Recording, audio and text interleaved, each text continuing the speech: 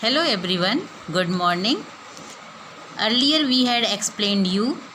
what is pesticides,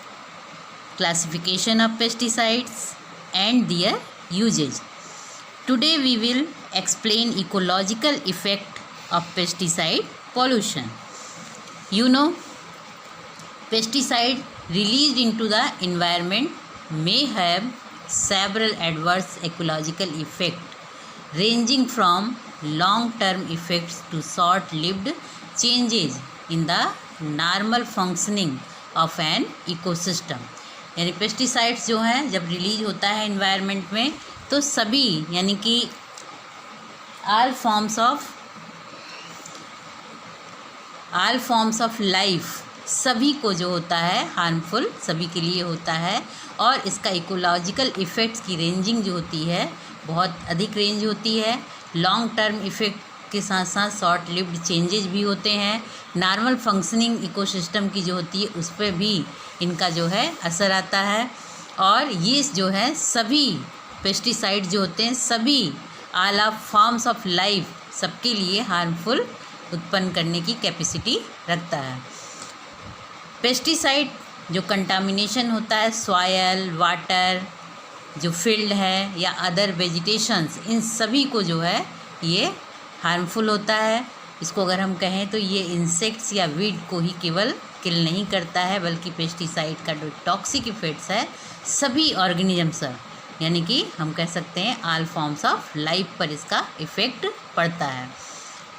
कुछ insects कुछ जो कि बेनिफिशियल होते हैं उनको भी ये किल कर देता है। कुछ नॉन टारगेट प्लांट्स हैं जिनको कि हमें नहीं नष्ट करना है, हमारे लिए डिज़ायरेबल प्लांट्स होते हैं, उन पर भी ये इफ़ेक्ट डालता है, उनको भी किल करता है। तो एडवर्सली इकोलॉजिकल इफ़ेक्ट की रेंजिंग बहुत अधिक है। इसमें कुछ मेन इफ़ेक्ट्स जो कि पॉइंट वाइज हम बताएंगे तो सब कुछ पॉइंट्स पहले हम बता देते हैं, उसके बाद उनको एक्सप्लेन करेंगे। जैसे इकोलॉजिकल इफ़ेक्ट्स जो पड़ता है पेस्टिसाइड पॉल्यूशन का, जैसे loss of species diversity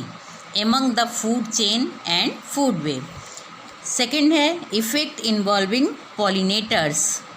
effect on nutrient cycling in ecosystem. Fourth है effects on soil erosion,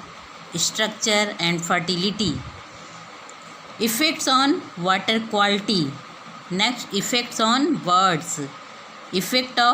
on fish and other aquatic organisms. Next, pesticide disrupt the natural balance between pest and predator insects. Effects on human being. Pesticides may cause pest resistance. तो इन सभी form में जो होता है pesticides जो होता है environment के लिए, हमारे इकोसिस्टम के लिए जो होता है वो जो होता है हार्मफुल होता है और इकोसिस्टम की नॉर्मल फंक्शनिंग को जो है ये चेंज कर देता है। तो आज हम इसके क्या क्या चेंजेस आते हैं या क्या क्या इफ़ेक्ट पड़ता है पेस्टिसाइड पॉल्यूशन का, इसको हम विस्तार में एक्सप्लेन करेंगे। तो A pesticide is usually capable of harming all forms of life other than the targeted pest species. Pesticides can contaminate soil, water, turfs and other vegetations. In addition to killing insects or weeds, pesticides can be toxic to a host of other organisms including birds, fish, beneficial insects and non-target plants। यानी कि pesticide जो होता है soil को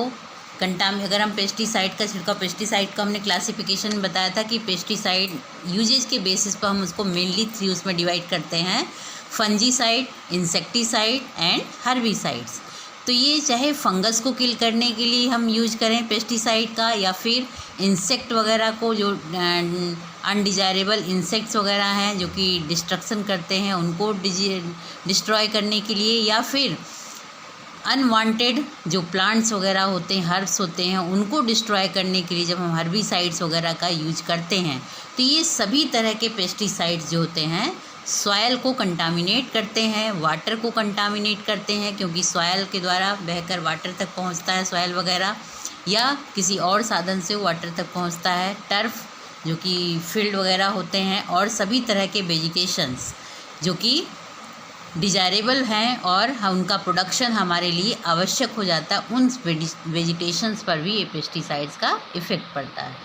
तो ये pesticides सिर्फ insect या वीट को ही किल नहीं करते हैं, इनके अलावा ये पेस्टिसाइड्स जो होते हैं जो हमारे मतलब कि होस्ट होते हैं, जो कि हमारे लिए आवश्यक प्लांट्स वगैरह होते हैं, अदर ऑर्गेनिजम्स होते हैं जिसमें कि बर्ड्स है, फिश है, बहुत सारे बेनिफिशियल इंसेक्ट्स होते हैं जो कि पॉलिनेशन वगैरह में सहायक होते हैं, और नॉन टारगेट प्लांट्स वगैरह जिनको कि हमारे लिए प्रोडक्शन उनका बहुत आवश्यक होता है, यील्डिंग उनका बढ़ना बहुत आवश्यक होता है, तो उनको भी ये हार्मफुल होते हैं। तो सबसे पहला टॉपिक पर हम आते हैं, loss of species diversity among the food chains and food web. तो इसमें पेस्टिसाइड्स का जब हम स्प्रे वगैरह करते हैं, चाहे वो किसी भी फॉर्म में, इंसेक्टिसाइड के फॉर्म में या फिर हर्बिसाइड्स के फॉर्म में या फिर वीडिसाइड्स के फॉर्म में, तो ये जो होते हैं इनका प्रभाव जो होता है प्रोड्यूसर से लेकर, हम जानते हैं कि इकोसिस्टम में जो होते हैं पहले प्रोड्यूसर्स होते हैं, फिर प्राइमरी, सेकेंडरी, टर्सरी कंज्यूमर्स होते हैं, फिर डिकम्पोजर्स होते हैं। तो ये कई तरह की फूड चेन, जैसे ग्रास लैंड का फूड चेन या फिर सभी फूड चेन मिलकर के एक फूड वेब फॉर्म करते हैं। तो स्पीसीज डाइवर्सिटी का लॉस होता है पेस्टिसाइड्स की वजह से। Organisms in ecosystem exist in complex interdependence association such that losses of on keystone species as a result of pesticides can have far-reaching and unpredictable effects। ये जो pesticides होते हैं जिन्हें हम इंसेक्ट को, अनडिजायरेबल इंसेक्ट को, unwanted plants को या फंगस वगैरह को किल करने के लिए स्प्रे करते हैं या फील्ड वगैरह में उनका छिड़काव करते हैं, तो ये जो होते हैं जब ये प्लांट्स तक या प्लांट्स के थ्रू ये जो है प्राइमरी, सेकेंडरी, टर्सरी जो है कंज्यूमर तक पहुंचते हैं, तो ये कीस्टोन स्पीसीज जो होते हैं इन स्पीसीज के लिए हार्मफुल इफ़ेक्ट देते हैं, और एक स्पीसीज जो होता है दूसरे से जुड़ा हुआ होता है। तो ये जो species that is disproportionately connected to more species in the food web. तो ये एक फूड चेन जो होती है फिर मिला करके एक फूड वेब बना लेती है, जिससे कि ये जो स्पीसीज का लॉस होता है, जो स्पीसीज़ की जो विभिन्नताएं होती, तरह तरह के प्लांट्स, तरह तरह के जेनरा, तरह तरह के वहाँ पर किसी भी इकोसिस्टम में जो होते हैं, जितने भी तरह के वहाँ पर ऑर्गेनिजम्स होते हैं, जो कम्युनिटी या पॉपुलेशंस होती है जो वहाँ की, जो कि डिफरेंट टाइप की स्पीसीज मिलकर के बनाते हैं, डिफरेंट टाइप के प्लांट्स मिलकर बनाते हैं, तो उन सभी के लिए ये पेस्टिसाइड्स जो होते हैं हार्मफुल इफ़ेक्ट देते हैं। The many connections that a keystone species holds means that it maintains the organization and structure of entire communities. Finally, the effects of pesticides on the biodiversity of plants and animals in agricultural landscape, when either caused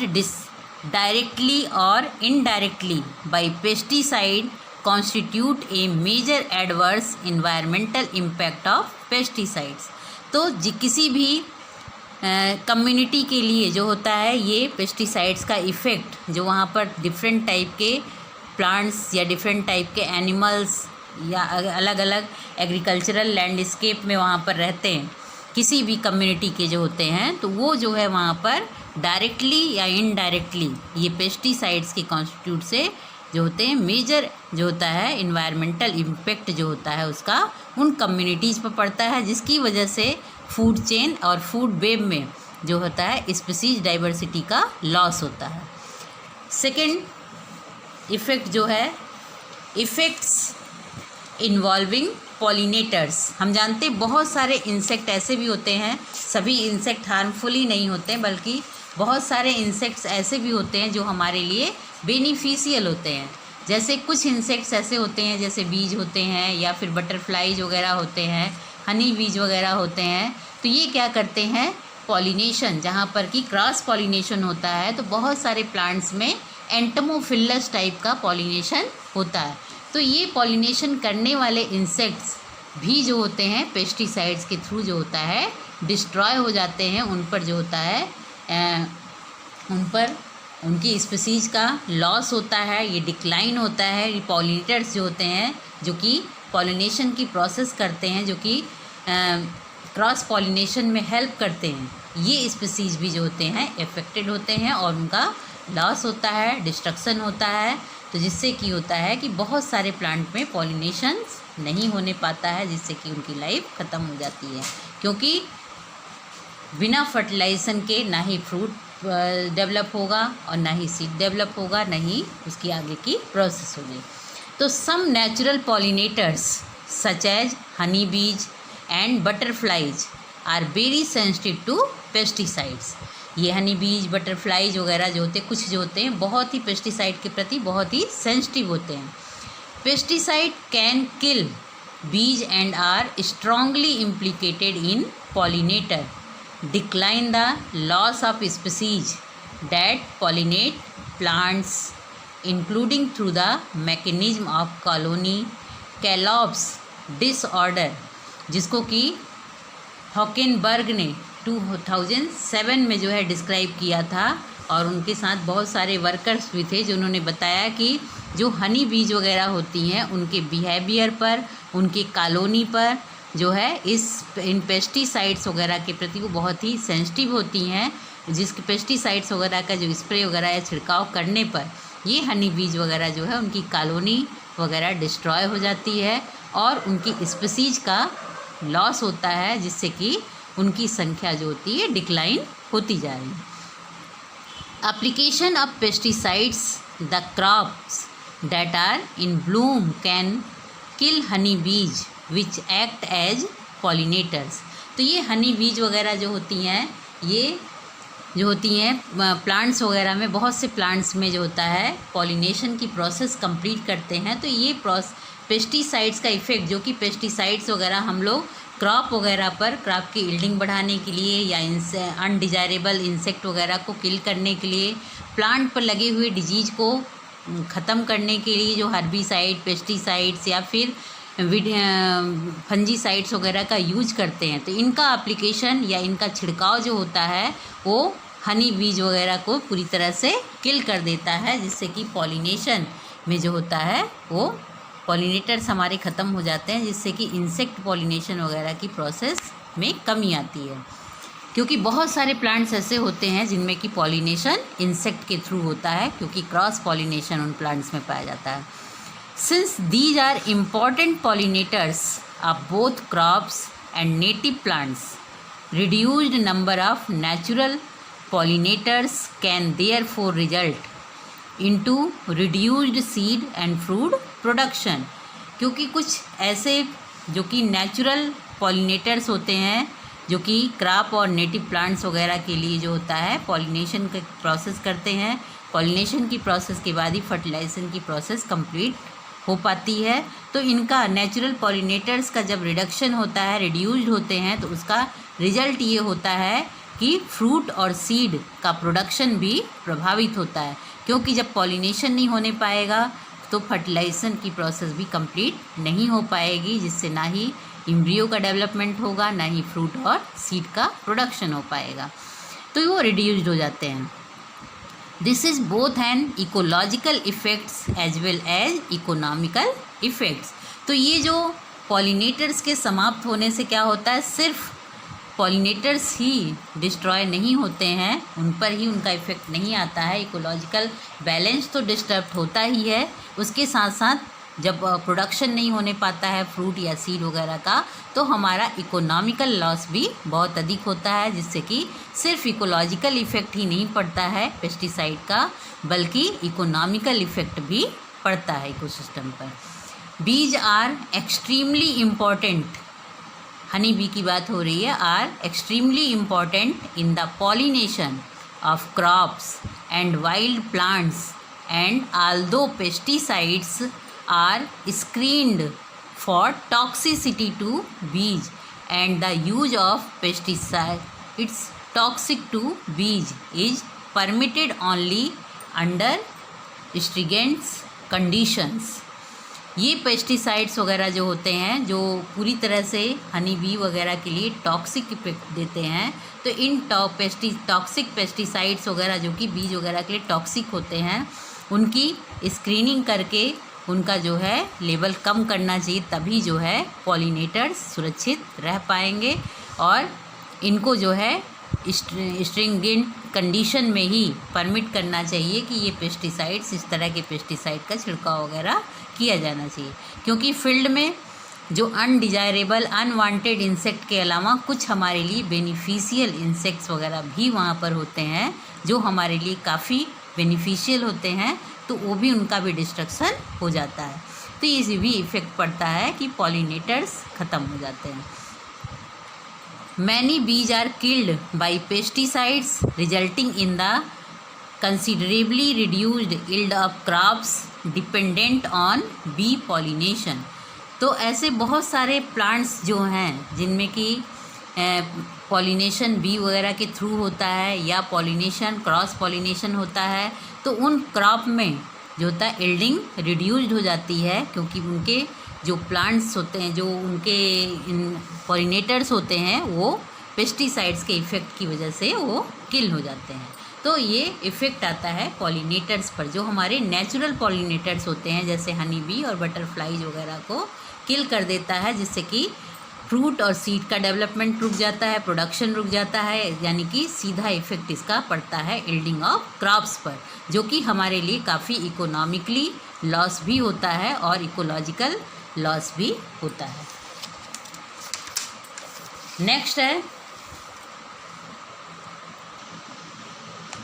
next effect आता है effects on nutrient cycling in ecosystem. Nutrient cycling, जिसको कि हम बायोजियो chemical cycle भी कहते हैं, जैसे कि नाइट्रोजन की साइकिल, वाटर की साइकिल, कार्बन की cycle, sulphur cycle, phosphorus cycle, ये सभी साइकिल न्यूट्रिएंट साइकिलिंग कहलाती इकोसिस्टम की। और large proportion of pesticide used in environment ultimately reaches the soil, where soil building processes and the cycling of nutrients back into living plants is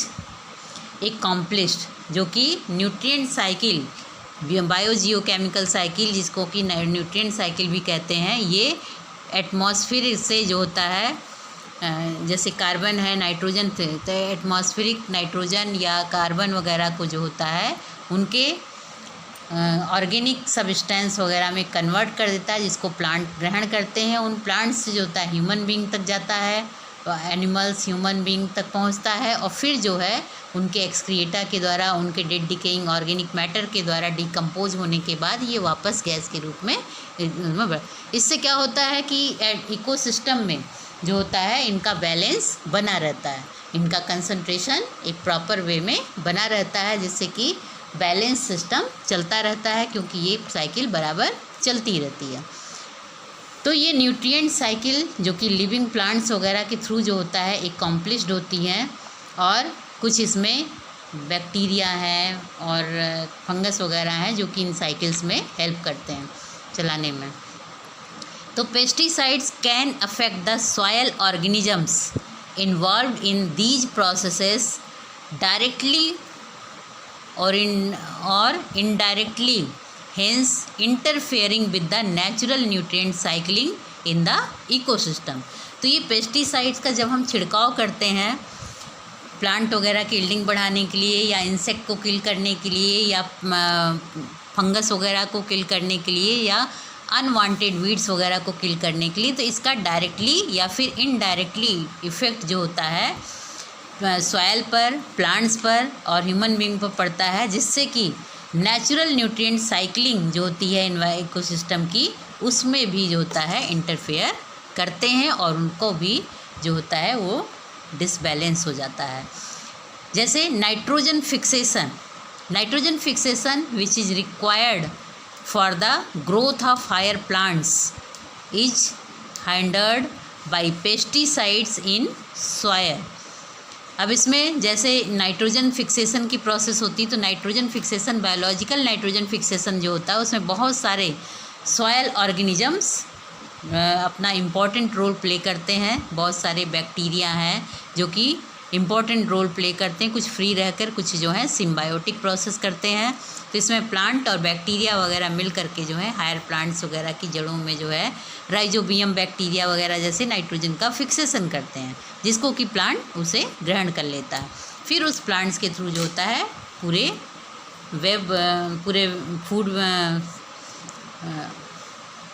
food web तक पहुंचता है। तो ये जो है इस तरह से जब पेस्टिसाइड्स वगैरह का छिड़काव करते हैं, तो ये पेस्टिसाइड्स जो होते हैं हायर प्लांट्स वगैरह के लिए ग्रोथ के लिए जो होते हैं, पेस्टिसाइड्स जो सॉयल वगैरह में पड़ते हैं तो वहाँ पे सॉयल ऑर्गेनिज्म वगैरह किल हो जाते हैं, जो कि नाइट्रोजन फिक्सेशन की प्रोसेस में इम्पॉर्टेंट रोल प्ले करते हैं। जैसे कि नाइट्रोजन फिक्सेशन की प्रोसेस एक कॉम्प्लेक्स नहीं होने पाती है, सही तरीके से नहीं होने पाती है और उसका बैलेंस डिस्टर्ब हो जाता है। The insecticides DDT, methyl parathion and specially pentachlorophenol have been shown to interfere with legume rhizobium chemical signalling. तो इसमें जैसे कि इंसेक्टिसाइड DDT है, मिथाइल पैराथियन है और पेंटाक्लोरोफेनॉल है, पेंटाक्लोरोफेनॉल। ये जो है जो लेग्यूम प्लांट्स में राइजोबियम बैक्टीरिया होता है उस पर जो होता है केमिकल का रिएक्शन करता है और वो रिड्यूस्ड हो जाता है, जिससे कि वो प्रोसेस जो है जब वहाँ पर राइजोबियम बैक्टीरिया किल हो जाएगा, नष्ट हो जाएगा, तो वो जो होता है लेग्यूमिनस प्लांट की जो रूट नोड्यूल्स होती है वहाँ पर जो नाइट्रोजन का फिक्सेशन की प्रोसेस होती है वो नहीं होने पाएगी प्रॉपर तरीके से और वहाँ पर प्लांट की ग्रोथ रुक जाएगी और उसकी वजह से जो है और भी पूरी फूड चेन उससे डिस्टर्ब होगी। तो reduction of this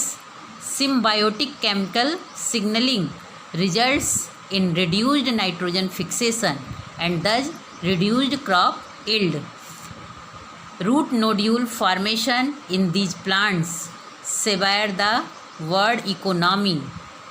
10 billion in synthetic nitrogen fertilizers every year।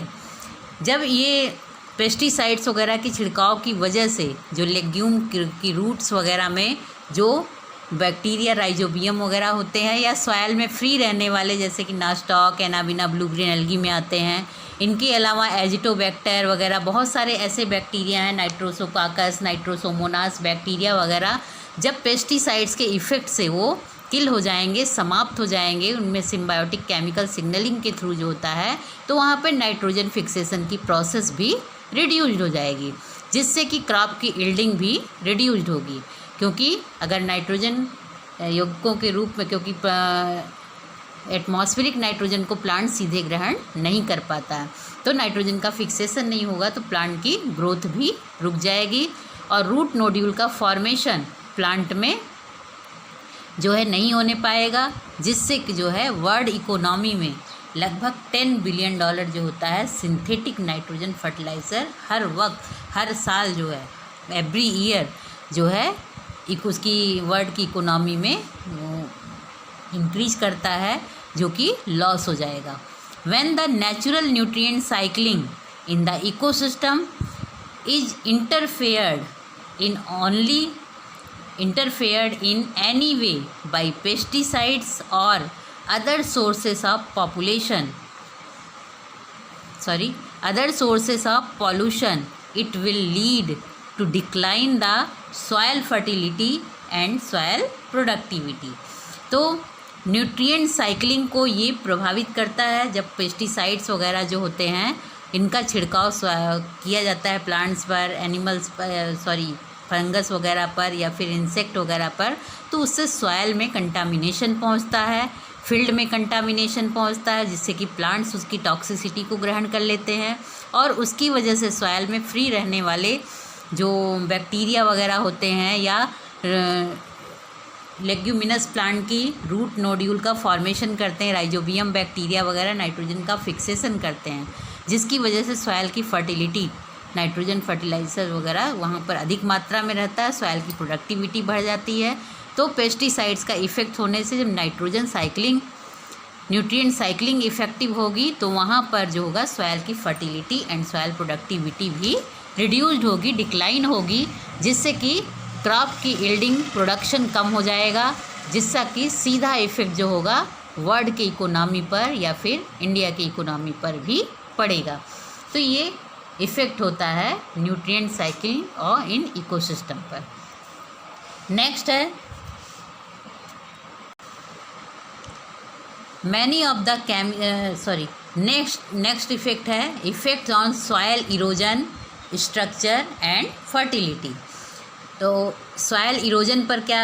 Soil erosion कैसे इफेक्टिव होता है, स्ट्रक्चर और फर्टिलिटी प्लांट वगैरह की कैसे इफेक्टिव होती है, सॉयल का स्ट्रक्चर कैसे प्रभावित होता है या सॉयल की फर्टिलिटी कैसे प्रभावित होती है, इसके बारे में हम एक्सप्लेन करेंगे। Many of the chemicals used in pesticide are persistent soil contaminants whose impact may endure for decades and adversely affect soil conservation. जो केमिकल्स वगैरह इरोजन, सॉयल इरोजन क्या होता है, यानी कि सॉयल की जो फर्टाइल लेयर होती है, ऊपर की लेयर, वो जो है हट जाना, या उसमें जो होते कुछ मिनरल्स, कुछ ऑर्गेनिक मैटर वगैरह की लीचिंग हो जाना, कम हो जाना, वो कहलाता है सॉयल इरोजन, यानी सॉयल की फर्टाइल लेयर का हट जाना, जिससे कि उसकी सॉयल की जो नेचुरल स्ट्रक्चर है वो भी प्रभावित होती है और उसकी फर्टिलिटी भी प्रभावित होती है। तो बहुत सारे ऐसे केमिकल्स जो कि पेस्टिसाइड्स के रूप में यूज किए जाते हैं, जिनका कि प्रभाव लंबे समय तक सॉयल में बना रहता है और सॉयल को कंटामिनेट करते हैं, सॉयल पॉल्यूशन क्रिएट करते हैं, जिसका कि असर जो होता है काफ़ी लंबे समय तक होता है और इसका एडवर्सली इफेक्ट जो है सॉयल के कंजर्वेशन पर भी पड़ता है। यानी सॉयल की जो फर्टिलिटी है, जो उसकी मतलब कंजर्व करने की क्षमता है, यानी कि जो वाटर रिटेनिंग कैपेसिटी है, या फिर सॉयल की मेन उसमें मिनरल मैटर है या ऑर्गेनिक मैटर है, वो धीरे धीरे लॉस होने लगता है। तो इससे जो है सॉयल कंजर्वेशन भी प्रभावित होता है। The use of pesticides decreases the general biodiversity in the soil.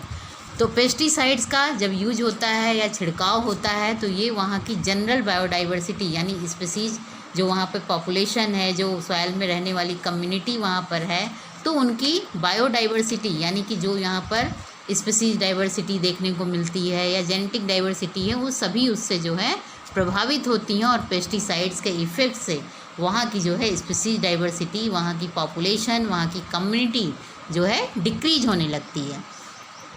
Not using the chemicals result in higher soil quality with the additional effects that more organic matter in the soil allow for higher water retention। यानी कि जब chemicals वगैरह का जहाँ पर छिड़काव नहीं किया जाता है, वहाँ पर सॉयल में जो है ऑर्गेनिक मैटर बहुत अधिक मात्रा में रहता है, वहाँ पर वाटर रिटेनिंग कैपेसिटी बहुत अधिक रहती है और वहाँ पर जो है मिनरल मैटर वगैरह भी काफ़ी अच्छी मात्रा में रहता है, जो कि प्लांट के प्रोडक्शन के लिए बहुत आवश्यक होता है। यदि वहाँ पर सूखा कुछ समय के लिए पड़ जाए या डॉट हो जाए, तब भी जो है वहाँ की जो वाटर रिटेनिंग कैपेसिटी होती है उसके द्वारा प्लांट को जो है उसे पर्याप्त मात्रा में मॉइस्चर मिलता रहता है, जिससे प्लांट की यील्डिंग बराबर बनी रहती है, प्रोडक्शन बराबर होता रहता है। लेकिन पेस्टिसाइड्स का छिड़काव करने से जो है सॉयल का जो नेचुरल प्रोसेस है या नेचुरल स्ट्रक्चर है वो डिस्ट्रॉय हो जाता है, यानी उसकी वाटर रिटेनिंग कैपेसिटी ख़त्म हो जाती है, उसकी जो है न्यूट्रिएंट की क्षमता जो है ऑर्गेनिक मैटर वगैरह या मिनरल मैटर उसके लॉस होने लगते हैं, जिसकी वजह से क्या है कि वहाँ पर जो है प्लांट्स वगैरह का ग्रो अच्छे से नहीं कर पाएगा, यील्डिंग जो है प्रभावित होगी, तो और खेती से उसका जो है जो फ्रूट फ्लावर वगैरह प्राप्त होते हैं वो हमें नहीं मिल पाएगा। These helps increase yields for farm in drought year when organic farms have had yields 20 to 40% higher than their conventional counterparts. A smaller content of organic matter in the soil increases the amount of pesticide that will leave the area of application, because organic matter works to and the help break down pesticides. तो वहाँ पर जब water retaining capacity वगैरह अधिक रहती है soil में, तो जब सूखा वगैरह पड़ता है किसी साल, तो वहाँ पर भी यील्डिंग जो है प्रभावित नहीं होती है और आसानी से प्लांट वगैरह की यील्डिंग इंक्रीज होती जाती है, क्योंकि ऑर्गेनिक मैटर वगैरह से जो होता है यील्डिंग पर लगभग 20 से 40% तक का प्रभाव पड़ता है, जिससे कि आसानी से प्लांट वगैरह बहुत तेज़ी से ग्रो करते हैं और क्रॉप यील्डिंग बनी रहती है। तो अगर ऑर्गेनिक मैटर का छोटा सा कंटेंट भी वहाँ पर है, तो पेस्टिसाइड्स वगैरह के थ्रू जो होता है, पेस्टिसाइड्स का अगर वहाँ छिड़काव वगैरह किया गया है एरिया में, तो वहाँ पर जो होगा वो मैटर जो है डिस्ट्रॉय हो जाएगा, जिससे कि वहाँ की जो प्रोसेस है या प्लांट वगैरह ग्रो की जो प्रोसेस होती है, प्लांट की जो हेल्थ लॉन्ग होना, प्लांट का प्रोडक्शन होना, वो सब ठप हो जाता है, कम हो जाता है। Because organic matter works to the help break down pesticides. तो जहाँ पर जैसे herbicides for example can reduce vegetation cover of the ground, thus promoting soil erosion by run off. जैसे हर्बिसाइड्स, पेस्टिसाइड्स वगैरह क्या होते हैं, वहाँ के ऑर्गेनिक मैटर बर्ड्स वगैरह को ब्रेक डाउन कर देते हैं। तो क्या होता है कि जो ग्राउंड वगैरह होता है वहाँ पर सॉयल इरोजन की प्रोसेस होती। सॉयल इरोजन मतलब कि वहाँ का जो न्यूट्रिएंट होता है, ऑर्गेनिक मैटर होता है, मिनरल मैटर होता है, और रन ऑफ के द्वारा वहाँ से हट जाता है, रीच हो जाता है, जिससे कि वहाँ का वेजिटेशन कवर भी लॉस होता है। वेजिटेशन कवर अगर लॉस होगा तो और ज़्यादा सॉयल इरोजन होगा, क्योंकि सॉयल जो को बांध के रखने की क्षमता प्लांट्स वगैरह में होती है। इसलिए कहते हैं जितना अधिक हम प्लांटेशन करते हैं उतना ही सॉयल हमारी फर्टिलिटी उसकी बनी रहती है। अगर सॉयल वेजिटेशन कवर वहाँ पर रिड्यूज होने लगेगा, तो जो खाली वेयर सॉयल होगी, वहाँ पर जो खुली हुई सॉयल वहाँ पर होगी, उससे जो है वो रन ऑफ करके सॉयल का इरोजन बहुत तेज़ी से होगा हवा वगैरह के द्वारा, रन ऑफ के द्वारा या विंड के द्वारा हवा वगैरह चलेगी। तो चूँकि प्लांट्स और अगर बहुत तेज़ पानी का बहाव आएगा, तो चूँकि पेड़ जो की जड़ें होती हैं सॉयल को बांध के रखती हैं, अगर वहाँ पे प्लांटेशन नहीं रहने पाएगा पेस्टिसाइड्स वगैरह की वजह से, वो जब डिक्रीज होने लगेंगे, तो जो खाली ज़मीन होगी, खाली सॉयल होगी वहाँ पर, वो हवा के द्वारा, पानी के द्वारा या और किसी एजेंट्स के थ्रू जो होता है वहाँ से रन ऑफ हो जाएगी, जिसकी वजह से सॉयल इरोजन की प्रोसेस होगी। Soil erosion deforms the soil structure and therefore creates an imbalance in soil fertility. Soil erosion होगा, यानी कि सॉयल की जो फर्टाइल लेयर है जब वहाँ से हट जाएगी, तो उसका जो है इफ़ेक्ट आएगा कि सॉयल की फिजिकल केमिकल स्ट्रक्चर जो होगा प्रभावित होगा, जिससे कि उसमें हार्मफुल इफ़ेक्ट जो होगा ह्यूमन बीइंग, प्लांट्स, एनिमल सभी पर उसका पड़ता है, क्योंकि एक दूसरे से सभी जुड़े हुए होते हैं। तो इसलिए जो होता है सॉयल स्ट्रक्चर वगैरह जब वहाँ पर डिफॉर्म हो जाएगा, अल्टर हो जाएगा, उसका जो है हार्मफुल चेंजेज हो जाएंगे, उसकी फिजिकल या केमिकल प्रॉपर्टी जो है चेंज हो जाएगी, तो वहाँ पर सॉयल फर्टिलिटी भी इम्बैलेंस हो जाएगी, सॉयल फर्टिलिटी भी प्रभावित होगी, असंतुलित हो जाएगी, जिससे कि प्लांटेशन पर भी प्रभाव पड़ेगा और वहाँ रहने वाले और भी कम्युनिटी के भी उस पर प्रभाव पड़ेगा। A bare land with poor soil structure and soil fertility cannot support the growth of plants on it. जो बेयर लैंड होते हैं यानी खाली ज़मीन जो होती है, वहाँ पर सॉयल का स्ट्रक्चर, चूँकि सॉयल इरोजन की वजह से चूँकि खाली ज़मीन में प्लांट नहीं होंगे, तो वो सॉयल की जो फर्टाइल लेयर है उसको बांध के नहीं रख पाते हैं। तो हवा के द्वारा, पानी के द्वारा या किसी और एजेंट्स के थ्रू वहाँ की सॉयल जो है धीरे धीरे वहाँ से हट जाती है, जिससे सॉयल का स्ट्रक्चर ऑल्टर हो जाता है, डिफॉर्म हो जाता है, क्योंकि उसकी फिजिकल और केमिकल प्रॉपर्टी जो होती है वो डिस्टर्ब हो जाती है, जिससे कि सॉयल फर्टिलिटी भी इम्बैलेंस हो जाती है, सॉयल की फर्टिलिटी अच्छी नहीं रह जाती है, जिससे कि वहाँ पर प्लांट्स वगैरह की ग्रोथ सही तरीके से नहीं हो पाती है। वहाँ की सॉयल जो की फर्टिलिटी जहाँ पर नहीं है, सॉयल में फर्टाइल लेयर नहीं है, तो वो जो है प्लांट की ग्रोथ के लिए सपोर्ट नहीं करती है और प्लांट की ग्रोथ वहाँ पर सॉयल में नहीं हो जाती है, जिसकी वजह से जो होता है इकोलॉजिकल डिसबैलेंस हो जाता है। Ecologically this land can not support other form of life in it, hence may lead to the collapse of the particular ecosystem. यानी कि इकोलॉजिकली जो होता है वो लैंड किसी भी तरह की लाइफ के लिए सपोर्ट नहीं करता, क्योंकि जब वहाँ पर प्लांट्स नहीं ग्रो करेंगे तो उसको खाने वाले भी वहाँ पर कंज्यूमर्स, चाहे प्राइमरी, सेकेंडरी, टर्सरी टाइप का पूरा का मतलब पूरी जो फूड चेन बनती है वो भी वहाँ पर किसी भी तरह की लाइफ नहीं रह जाएगी। वहाँ पर अदर फॉर्म्स ऑफ लाइफ भी, जैसे वहाँ पर प्लांट्स के आसपास रहने वाले, सॉयल में रहने वाले जो माइक्रो ऑर्गेनिजम्स होते हैं या छोटे मोटे जो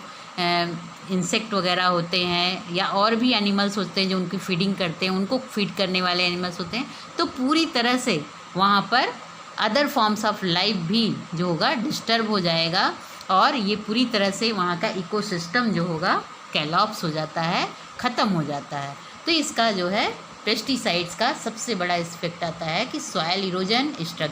सॉयल का स्ट्रक्चर, सॉयल की फर्टिलिटी का डिक्लाइन होना जो है वहाँ के पूरे इकोसिस्टम को डिसबैलेंस कर देता है।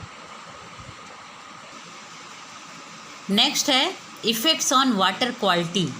पेस्टिसाइड्स जब अप्लाई किया जाता है इन्वायरमेंट में, चाहे प्लांट्स में या फिर इंसेक्ट वगैरह पर या फिर वीड्स वगैरह को डिस्ट्रॉय करने के लिए जब यूज किया जाता है, तो उस पेस्टिसाइड जो अप्लाई किया जाता है तो किसी न किसी तरीके से वाटर बॉडी से जा कर के मिलता है।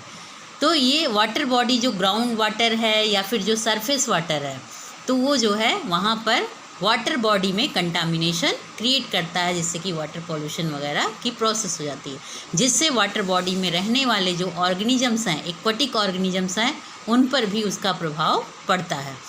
तो वाटर की क्वालिटी भी प्रभावित होती है। तो इसका क्या प्रभाव होता है, जैसे pesticides applied in the environment can find their way into water bodies either from the air or by runoff or by percolation to ground water. There are 4 major routes through which pesticides can reach the water body. It may drift outside of the intended area when it is sprayed. It may percolate or leach through the soil. It may be carried to the water as rainfall, or it may be supplied, for example, accidentally or through negligence. They may also be carried to water by eroding soil. यानी कि जो environment में जो water bodies वगैरह हैं वो हवा वगैरह का वो रन ऑफ के थ्रू जो होता है ग्राउंड वाटर तक जो होता है वाटर बॉडी के पेस्टिसाइड्स वगैरह का इफ़ेक्ट पहुंच जाता है। ये जो है मेनली 4 रूट्स के थ्रू जो होता है वाटर बॉडीज़ तक जो होता है पेस्टिसाइड्स वगैरह पहुंचते हैं। एक तो होता है जैसे कि जो स्प्रे वगैरह प्लांट्स वगैरह में किए जाते हैं पेस्टिसाइड्स वगैरह का या जो किया जाता है, तो इनका लंबे समय तक असर होता है सॉयल पर, और ये सॉयल अगर हवा के द्वारा, पानी के द्वारा बहकर जो है natural water body, surface water body तक पहुंचता है, तो ये वहाँ पर जो होता है वहाँ की एक्वाटिक जो लाइफ है उसको पूरी तरह से डिस्टर्ब कर देता है। इसके अलावा जो है सॉयल में जब ये स्प्रे वगैरह जो होता है एब्जॉर्ब होता है, तो ये नीचे जाके ग्राउंड लेवल के सॉयल वाटर को भी डिस्टर्ब करता है। तो ये वाटर रनफॉल वहाँ तक होता है, जिससे कि वहाँ का वाटर भी जो होता है डिस्टर्ब होता है। और they may also be carried to water by eroding soil. जो वाटर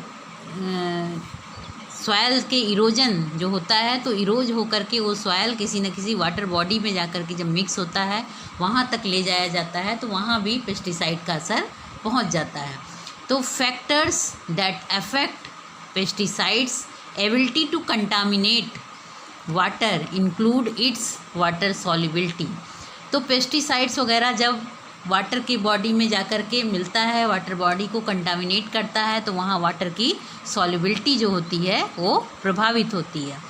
तो वाटर की सॉल्युबिलिटी प्रभावित होती है, उसके साथ साथ उसकी वाटर की फिजिकल और केमिकल प्रॉपर्टी तो डिसबैलेंस होती ही होती है, उसके साथ साथ उसकी बायोलॉजिकल प्रॉपर्टी भी डिस्टर्ब हो जाती है, जिसका कि अनडिजायरेबल इफ़ेक्ट पड़ता है। तो the distance from an application site to a water body, weather, soil type, presence of a growing crop and the method used to apply the chemical. ये कंटामिनेशन जो वाटर का होता है, तो वाटर बॉडी में ये कंटामिनेशन कई तरह के एप्लीकेशन से, जैसे सॉइल किस टाइप का है या वहाँ पर ग्रोइंग होने वाले प्लांट्स किस तरह के हैं, और वहाँ पे यूज होने वाले जो केमिकल्स हैं तो उनका यूज करने का जो तरीका है। तो ये जो केमिकल्स वगैरह पेस्टिसाइड के रूप में यूज किए जाते हैं, जब वो वाटर बॉडी में जा कर के मिलते हैं तो वो वहाँ के उस प्लांट्स के थ्रू, सॉयल के थ्रू उन वाटर बॉडीज़ में मिलते हैं, और उन वाटर बॉडीज़ से जो ह्यूमन जो है उस वाटर को जब लेता है, या फिर एक्वाटिक ऑर्गेनिजम्स हैं वो लेते हैं उन्हें, या फिर वहाँ पर ग्रो करने वाले प्लांट्स वगैरह जो हैं उन पर भी इन पेस्टिसाइड्स टॉक्सिसिटी का इफ़ेक्ट पड़ता है। और तो इससे जो है उनकी टॉक्सिसिटी बढ़ती जाती है, और प्लांट, ह्यूमन बीइंग या फिर एक्वाटिक एनिमल्स वगैरह जो होते हैं, एक्वाटिक ऑर्गेनिजम्स जो होते हैं, एक्वाटिक प्लांट्स जो होते हैं, उन पर जो है इसका हार्मफुल इफ़ेक्ट पड़ता है। तो once pesticides enter water bodies, they have a potential to cause harmful effects on human health, aquatic organisms, and can cause disruption of the aquatic ecosystem। तो इसका जो पेस्टिसाइड्स एक बार वाटर बॉडी में जब पहुंच जाता है, चाहे वो सरफेस वाटर तक हो या फिर ग्राउंड वाटर तक हो, तब जो है उसका जो है पूरा इफ़ेक्ट जो होता है पेस्टिसाइड का जो होता है ह्यूमन की हेल्थ पर पड़ता है। क्योंकि जो वाटर बॉडी वो ड्रिंक करने के लिए, वॉश करने के लिए या फिर अपने और एक्टिविटी के लिए जब यूज करता है, तब वो जो है उसकी टॉक्सिसिटी का प्रभाव उसके हेल्थ पर पड़ता है। एक्वाटिक ऑर्गेनिजम्स, एक्वाटिक प्लांट्स वगैरह पर भी उसकी टॉक्सिसिटी, चूँकि केमिकल वगैरह होता है, तो उनकी केमिकल का प्रभाव जो होता है एक्वाटिक ऑर्गेनिजम्स वगैरह पर भी पड़ता है, वो पूरी तरह से डिस्टर्ब हो जाते हैं, जिससे कि एक्वाटिक इकोसिस्टम पूरी तरह से डिस्टर्ब हो जाता है। दिस में result into a loss in fish production in streams and large water bodies, specially where fishing is one among the major economic activities of a particular community in the United States। for example,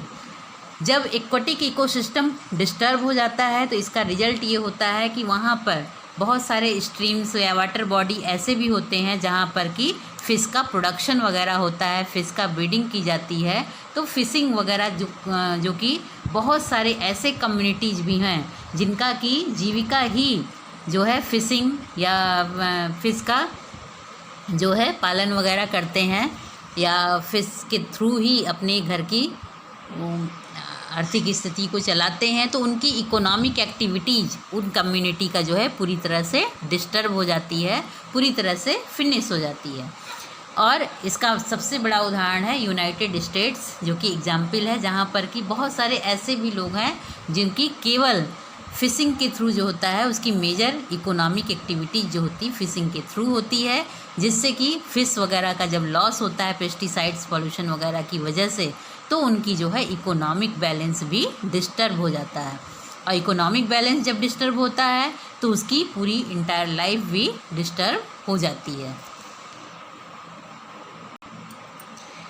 इसके आगे का part जो है कल के video में बताएंगे। आज बस यहीं तक। That's all. Thank you.